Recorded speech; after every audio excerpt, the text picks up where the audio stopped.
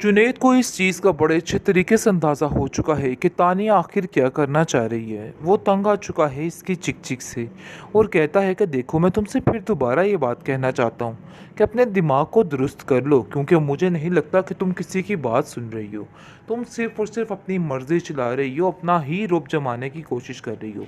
देखो ज़ावियार और नयाब भाभी के बीच में मत पड़ो, और उनके दरमियान जो दूरियां बढ़ रही हैं, इन सब को तुमने ही क्रिएट किया है, और इन सब चीज़ों के ज़िम्मेदार सिर्फ़ और सिर्फ़ तुम ही हो। जिस पर आप देखेंगे कि दादी भी कहती है कि मुझे भी ऐसा लगा है कि ये बात हकीकत है, क्योंकि सारा कुछ किया धरा इस लड़की का ही है। ये ना तो किसी की बात सुनती है और ना ही कुछ। मुझे तो समझ ही नहीं आ रही कि आखिर ये चाहती क्या है। देखो जुनैद, तुम ही समझाओ उसको, नेहाब की ज़िंदगी में इस तरह से मसले खड़े ना करे, वरना बहुत मसला ख़राब हो सकता है। मैं ऐसा नहीं चाहती हूँ। मैं चाहती हूँ कि उसकी ज़िंदगी में सुकून आए और सुकून से वो जी सके। मेरे होते हुए उसके साथ ये रवैया है सबका, तो मेरे जाने के बाद आखिर उसके साथ क्या होगा? फिर तो ये लोग उसको सांस तक नहीं लेने देंगे।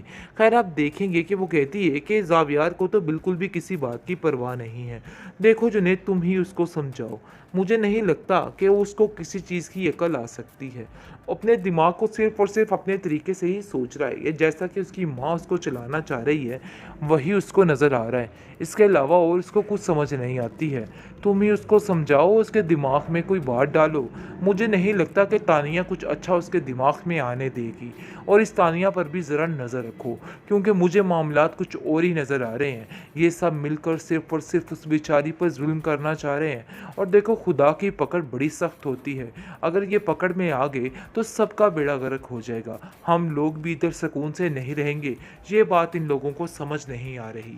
नयाब, किस चीज़ का दिखावा कर रही हो इस घर में? इस घर में तुम्हारी कोई भी जगह नहीं है, और चाहते हुए भी तुम अपनी जगह इधर नहीं बना सकती हो। देखो, अगर कोई फ़र्क उधर आ जाता। असल बात तो ये है कि ऐसा ना हो कि तुम जुनैद की बातों में लग के अपने आप को बड़ी महारानी तस्वर करने लग जाओ। तुम्हारा ये रवैया बिल्कुल गलत है। जिस पर आप देखेंगे कि तानिया कहती है कि आप बिल्कुल ठीक कह रही हैं। ये लड़की बिल्कुल नहीं बदलने वाली और पता नहीं क्या क्या करेगी। आप इसके हाथ से सारे इख्तियारात ले लीजिए, क्योंकि मुझे नहीं लगता कि कोई मामला ठीक है। ऐसा लग रहा है कि सब कुछ गलत होने जा रहा है। यानी कि तानिया बुरे तरीके से दिमाग भर रही है अपनी सास का, और कहती है कि बात कीजिए दादी जान से कि सारे इख्तियारात उससे ले लिए जाएं, क्योंकि मुझे नहीं लगता कि कोई भी मामला ठीक है। जिस पर आप देखेंगे कि नयाब कहती है कि मैंने कौन से आप लोगों के इख्तियारात को छेड़ा है। मैंने तो कभी किसी चीज़ का नाजायज़ फ़ायदा नहीं उठाया है। अरे, एक बात की थी सीधी सी, लेकिन आप लोगों ने तो उस बात का तमाशा ही बना के रख दिया। ऐसी तो कोई बात है ही नहीं थी। लेकिन आप देखेंगे कि वो मानने को तैयार ही नहीं। ज़ावियार कहता है कि कोई ना कोई ऐसी बात तो ज़रूर है, लेकिन इतनी पुरानी हमारी मुलाज़मा झूठ कैसे बोल सकती है? तुमने ज़रूर कुछ किया होगा। मुझे पहले दिन से ही शक था कि तुम ये हरकतें करोगी, और देखो आज वही हुआ है। तुमने वही कर दिखाया जिस चीज़ का हमें डर था। जिस पर वो कहती है, मेरा यकीन माने, लोगों की बातों में आके आप अपने आप को इस तरह से क्यों ख़राब कर रहे हैं? मैंने कुछ भी नहीं किया, आपको मेरी इस बात पर यकीन करना होगा। लेकिन निगार कहती है कि वो मेरा बेटा है और मेरी ही बात पे यकीन करेगा। देखो, तुम्हारी हैसियत नहीं है इस घर में रहने की, और इसीलिए समझाती थी। इस किस्म की लड़कियां इसी तरह के काम करते हैं, लेकिन तुम्हें अपनी माँ की बात समझ नहीं। देखो, इन सब चालाकियों से कुछ भी हासिल नहीं होने वाला। ये बात तो तय है कि आप जो कुछ मर्जी कर लो, लेकिन ऐसा वैसा कुछ नहीं होगा। जो उसकी हैसियत है वो उसकी हैसियत ही रहने वाली है। खैर, आप देखेंगे कि नयाब काफ़ी ज़्यादा परेशान है। जिस पर उसकी अपनी दादी उसको कॉल करती है और कहती है कि मुझे तो बहुत अफसोस हुआ ये सुनकर। इतना भी दीद लिहाज नहीं था ज़ावियार में कि उसने हमें 2 पल के लिए वहाँ पे बर्दाश्त कर लिया हो। मैं तो हैरान ही होगी, मेरी तो अक्ल ही दंग रहेगी। तुम्हारी भाभी इस बात से काफ़ी खफा है।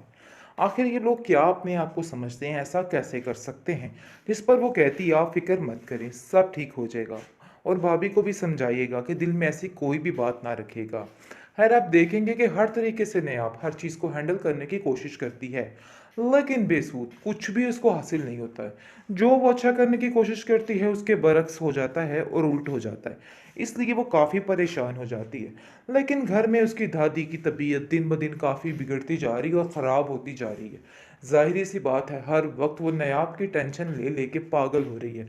और बार-बार यही कह रही है कि अगर मैंने उसकी तरबियत में थोड़ा चालाकपन ले आती तो ऐसा ना होता। आज जिस तरह वो धक्के खा रही है, ऐसे नहीं होना था। ख़ैर आप देखेंगे कि नायाब जो है वो दादी से कहती है कि सारे ठीक ही तो कह रहे हैं। आप सारी ज़िम्मेदारियाँ हर चीज़ अपने होल्ड में रखें या फिर तानिया को दे दीजिए। वो वाक़ई में मुझसे बहुत ज़्यादा काबिल है और वो हर चीज़ को बड़े अच्छे तरीके से सँभालेगी। आगे से वो कहती है कि ये बात तुमने तय नहीं करनी है, ये बात मैंने तय करनी है और मैंने कर ली है। जो जिसका हक है उसको ज़रूर मिलेगा। देखो किसी के साथ इधर नाइंसाफ़ी नहीं हो रही है। तुम्हें परेशान होने की कोई भी ज़रूरत नहीं। यानी कि पूरे तरीके से उसको तसल्ली दी जा रही है कि तुम इन सब बातों की टेंशन ना लो। हालाँकि बीचन जानती हैं कि सारा कुछ वो लोगों के कहने पे कर रही है।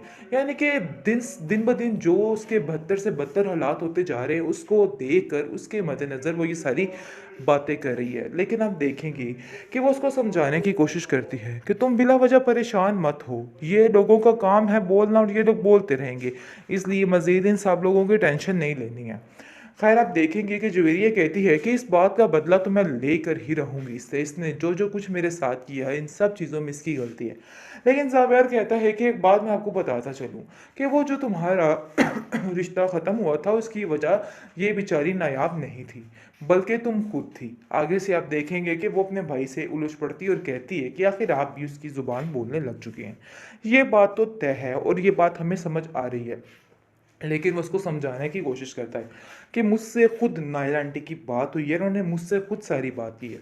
इसलिए किसी पर बिला वजह तोहमत और इल्ज़ाम लगाने से बेहतर है कि अपनी ज़ुबान को बंद रखा जाए और मज़ीद इस तरह की कोई भी बात आइंदा से तुम नहीं करोगी।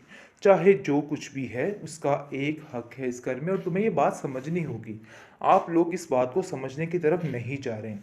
लेकिन जैसे ही उसका दिमाग अच्छे रास्ते पर, अच्छे ट्रैक पर चलता है, साथ ही तानिया और निगार कुछ ना कुछ ऐसा कर देती हैं कि सारा मामला उल्ट हो जाता है और कुछ समझ भी नहीं आती किसी को।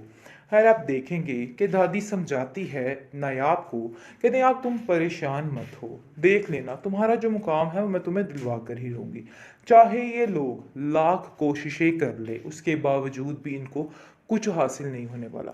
ये बात तो तय है। लेकिन आप देखेंगे कि फ़िलहाल जो मामलात जा रहे हैं उनकी वजह से बेचारी नायाब काफ़ी परेशान है और वो समझ रही है कि बहुत मुश्किल है ये सब कुछ करना क्योंकि उसको खुद समझ नहीं आ रही है।